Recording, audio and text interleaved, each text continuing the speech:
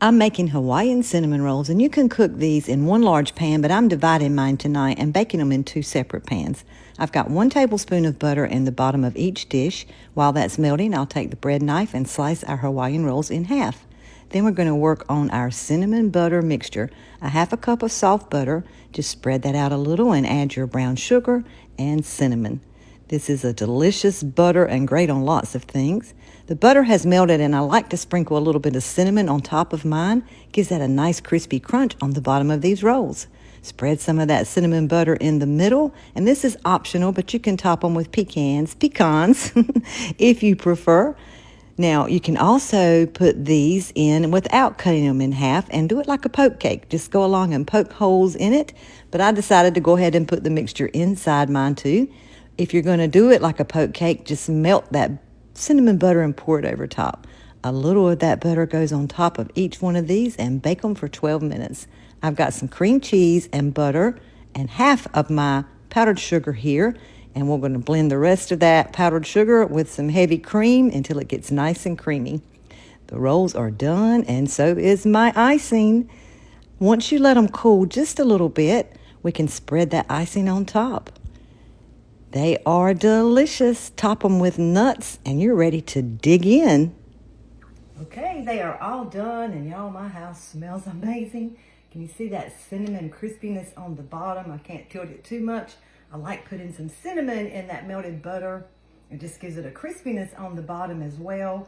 And I showed this in 2 ways. One way, we can cut them in half and put the butter mixture in the middle, or you can do like a poke cake and melt that mixture and pour it in.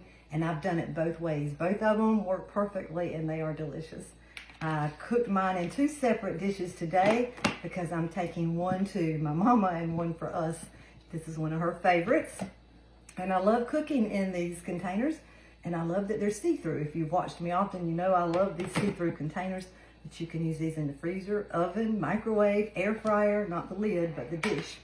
And you can also, if you don't want to divide it like I did today, just make it one in a larger pan. But they are delicious, and I've got some extra nuts that I'm going to put on top of that one. And in my recipe that I'll share with you, it's going to tell you that you could half of the frosting if you wanted to in your recipe, but I like making the full amount, and you can go more generous or even put some in the center if you wanted to. But I like to have a little bit out for everybody to dip their cinnamon roll in if they want to. So I have cut one out, and I'm going to give it a taste for you. And I like all of that cinnamon, cream cheese topping on mine.